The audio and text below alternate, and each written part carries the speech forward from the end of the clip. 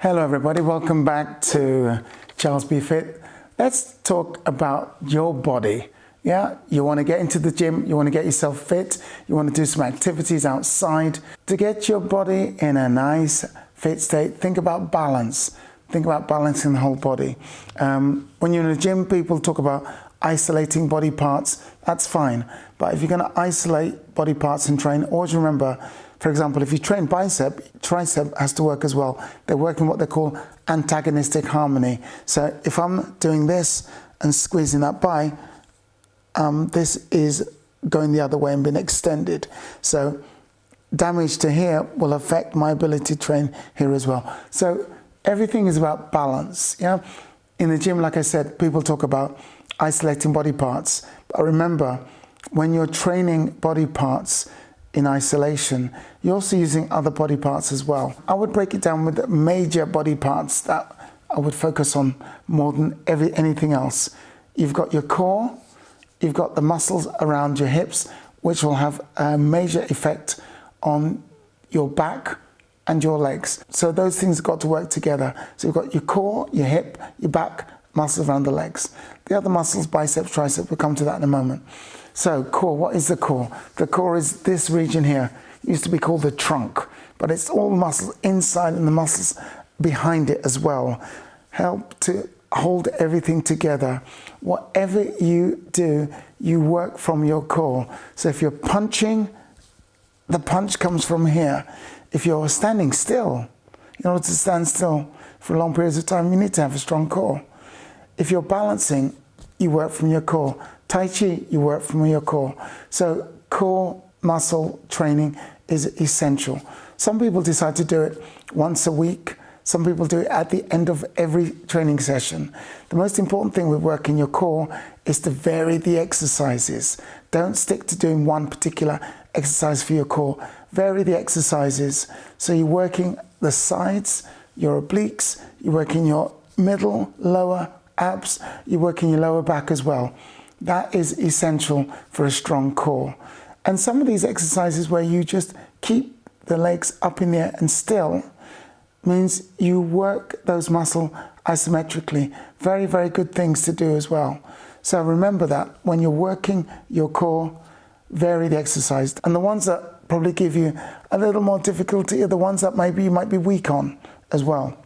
Remember, with your core, practice breathing. Nice inhale in without lifting your chest. So inhale in and exhale.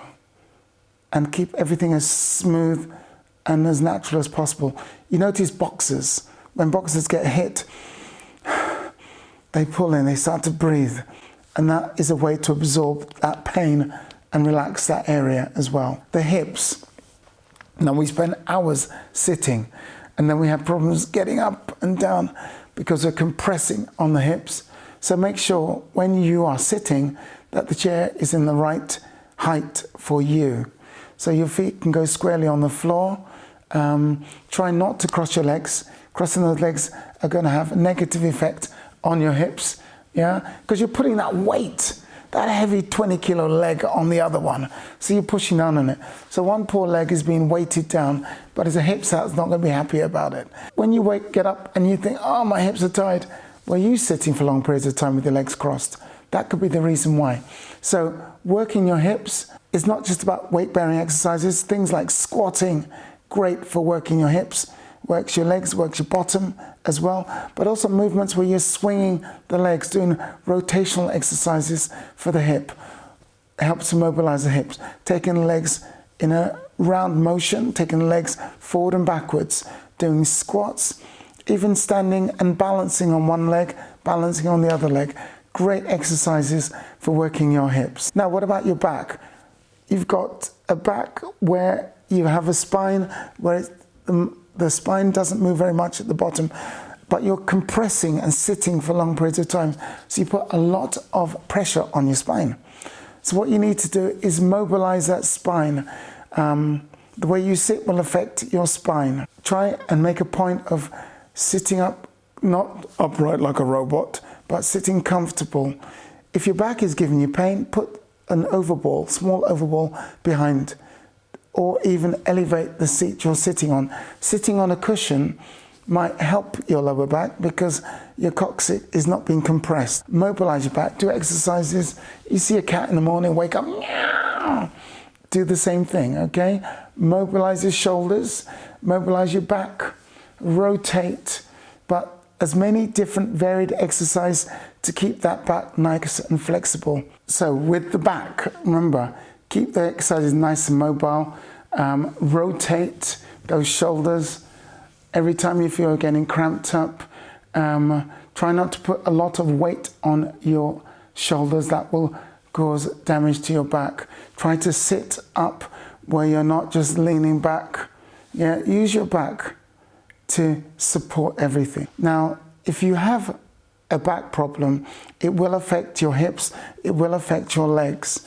It can also affect your shoulders as well. So it's really important that you mobilize and exercise and strengthen your back. Now the legs are something, you know, for many of us we think, oh, I don't need to use my legs very much, but you do all the time. So walking, simple walking, make a point of varying the way you walk. If you're going downhill, I always say you go downhill, turn your feet out like a penguin.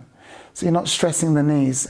Knees are susceptible to injuries. The problem with knee injuries is that we don't rest. So then the injury doesn't go away very quickly. So mobilize those legs, stretch those legs. Squatting, fantastic for legs. And when I say squatting, you can have the feet shoulder width apart, or you can have the feet much closer. You can go up on your toes and try and squat that way, but vary the squats. Do the exercises to rotate at the hips, kicking motion for the legs, trying to get your heel on your bottom, flicking your heels back when you're standing. Those are great exercises for mobilizing. As I said before, natural body balance. Try and think about, how can I balance my body? How can I get the most out of my body? Getting the most out of your body means keeping it nice and balanced. Now you've got other body parts that we want to work with. Your chest, your arms. Obviously work them, but remember that whenever you work your bicep, your tricep comes into play. Your shoulder comes into play when you work your tricep. So often people will do the two body parts together. When you work in your chest, if you imagine your chest is opening out and you've got your front deltoids working at the same time. So try and balance and work everything in accordance so you don't overwork any body part. Don't just train the body parts that you like the most. Train the ones that are giving you a little more stress. Take the weight down, do more repetitions. If you think about how you can balance your body, that's the best way to get yourself fit. Okay, so hope to see you soon. Thank you.